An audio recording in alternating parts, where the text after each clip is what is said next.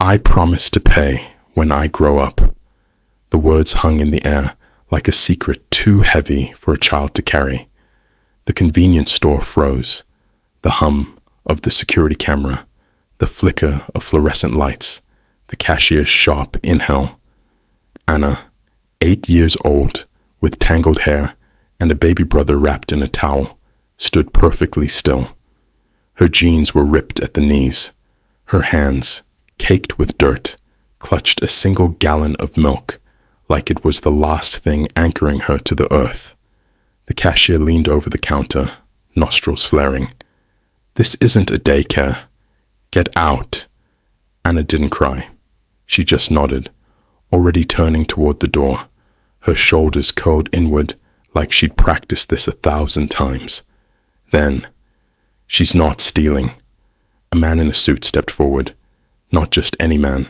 Jerome Carter, Tech Empire, Fortune 500, a man who could buy the store with the loose change in his pocket.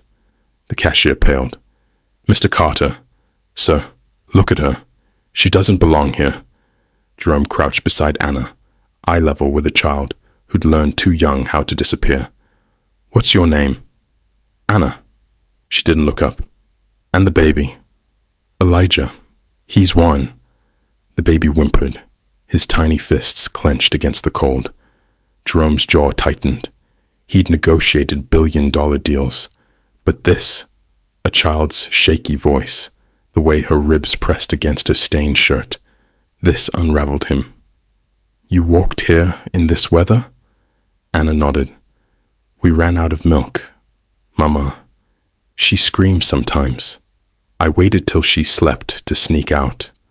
A woman in the aisle whispered to her friend, "That's the girl from under the 7th Street Bridge." Jerome stood slowly. He grabbed milk, formula, diapers, ignoring the stares. At the register, Anna pushed the gallon forward with both hands, her voice barely audible. "Thank you, sir. I'll pay you back when I grow up. I mean it." Jerome looked her dead in the eye. "I don't doubt you for a second." Outside, the wind cut like glass. Anna blinked fast, her tears freezing before they could fall. Jerome draped his wool coat over her shoulders, a $5,000 coat on a child who'd never slept in a bed. "Where are you staying?" he asked. Anna hesitated, then whispered, "Behind the pipe under the bridge. I make sure no one sees us." A woman walking past gasped.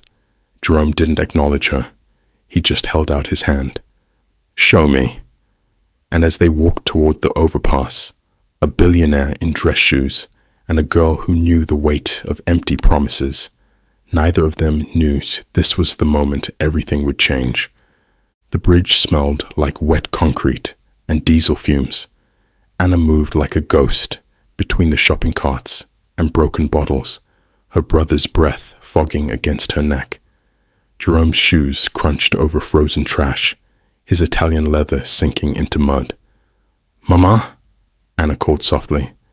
Behind a sheet of plastic, a woman jerked upright, wild-eyed, her knuckles gripping a rusted pipe. Sarah, 33, but aged by hunger, her pupils blown wide from whatever helped her forget. "You weren't supposed to leave."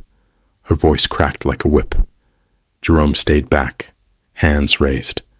The baby reached for Sarah, his tiny fingers splaying against her hollow cheek. Anna unwrapped Jerome's coat, his coat now crusted with bridge grime, and draped it over her mother's shoulders. "He helped us," Anna murmured. Sarah recoiled from the wool's weight, like kindness was a trap. She stared at Jerome, her breath ragged. "What do you want?" Not "thank you," not "who are you?" Just, "what do you want?" As if every good deed in her life came bar-coded. Jerome crouched, eye level with a woman who'd been stepped on so often she'd learned to curl into a blade. "I want to come back tomorrow." Anna spun, her brow furrowing. "Why?" The wind howled through the overpass. Somewhere above, a truck rumbled, shaking rust from the beams. Jerome didn't blink. Because someone should. That night, in his penthouse, Jerome poured a glass of scotch. He didn't drink. The city glittered below him, all those windows holding ordinary lives. He pressed a hand to the glass, icy against his palm, and wondered if Anna's fingers had stuck to the milk carton in the cold. Under the bridge, Sarah clutched the baby tighter, her back against the concrete.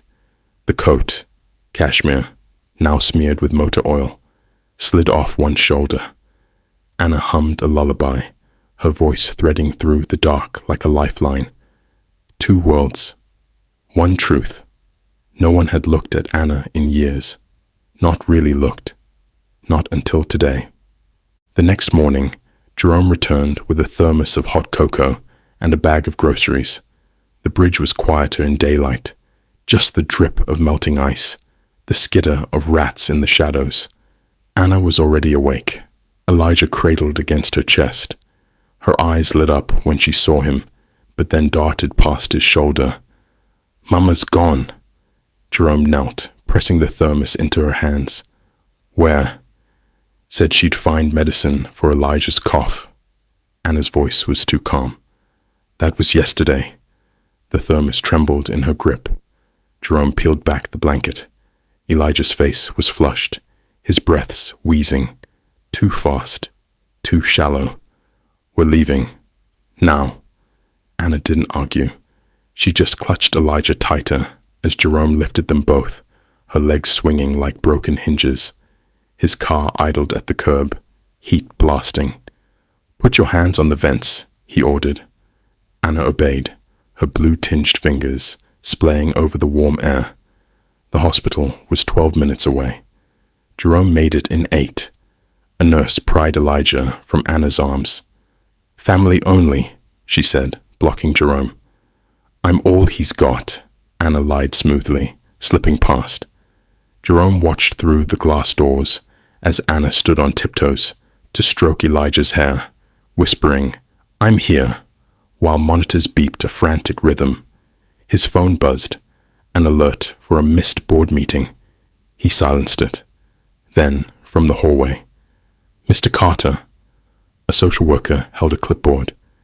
"We can't treat the baby without consent. And this girl, she says their mother's been missing for 24 hours. Anna's voice, small and steel. "She'll come back." The social worker's pen hovered over a form. "If she doesn't," Jerome stepped between them, "then they come home with me." Anna's head snapped up. The social worker blinked. "You're not." "I'm someone who showed up," Jerome said. "That's more than anyone else has done." A gurney rattled past. Somewhere, a baby wailed. Anna's hand crept into Jerome's, her palm gritty with bridge dust. The social worker sighed. 24 hours. Then we file a report." Jerome nodded, but as he turned, Anna yanked him down to whisper, "Mama didn't leave for medicine. She left because she saw your coat." Her eyes were ancient. "She thinks you'll take us forever." The motel door creaked like a warning. Jerome carried Elijah inside, the baby's fever burning through his shirt. Anna trailed behind, clutching the grocery bag like a shield. The room smelled of mildew and old cigarettes. She froze at the threshold, staring at the bed, a real bed, with something like terror. "You're safe here," Jerome said. Anna didn't move. Safe costs money, a truth no 8-year-old should know. He sat on the floor instead, rolling up his sleeves. "Then we'll stay right here, like a fort." Anna crawled beside him, her knees pressing into the scratchy carpet. Elijah whimpered, his tiny fingers grasping at her collar. "He's scared," she said. Jerome reached out. The baby's skin was fire under his fingertips. "So am I." Anna studied him, the billionaire on the motel floor, his Rolex glinting in the cheap lamplight. "You don't lie like grown-ups do." A knock at the door. They both stiffened. Anna's hand shot out, gripping Jerome's wrist hard enough to bruise. "Mr. Carter," the social worker's voice. "We found her," Jerome wrenched the door open. Sarah stood in the parking lot, swaying under the neon sign, one eye swollen shut, a streak of blood drying on her jaw. "Mama!" Anna lunged past Jerome. Sarah caught her by the shoulders, holding her at arm's length. Her voice was shattered glass. "You took my kids." Not to Jerome, to the social worker. The woman stepped forward, clipboard in hand. "Miss Thompson, let's talk inside." "No." Sarah's laugh was a gunshot. "I know how this ends." She yanked Anna behind her, spit and defiance. "You'll take them. You'll say I'm unfit. You'll give them to him." Her chin jerked at Jerome. "Because he's rich. Because he's clean." The social worker sighed. "You're hurt. You left them." "I came back." Sarah's scream ripped through the night. Silence. Elijah began to cry. Jerome moved then, slow, hands visible. He knelt in front of Sarah, eye level with her shaking fists. "You're right," he said quietly.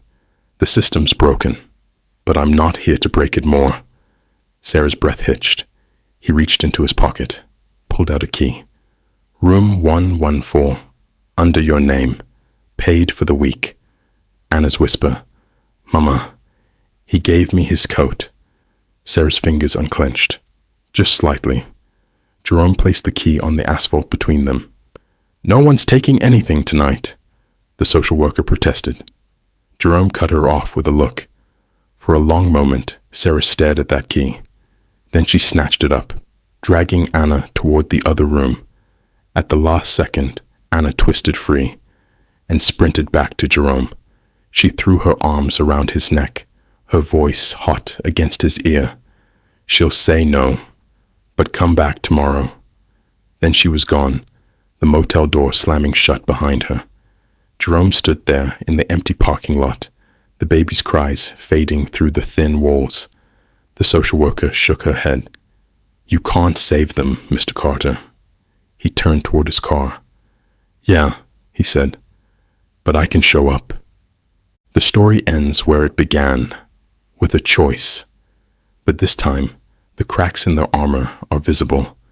Sarah's learned to fear kindness. Jerome's learned that money can't fix broken trust. And Anna, she's still betting on promises,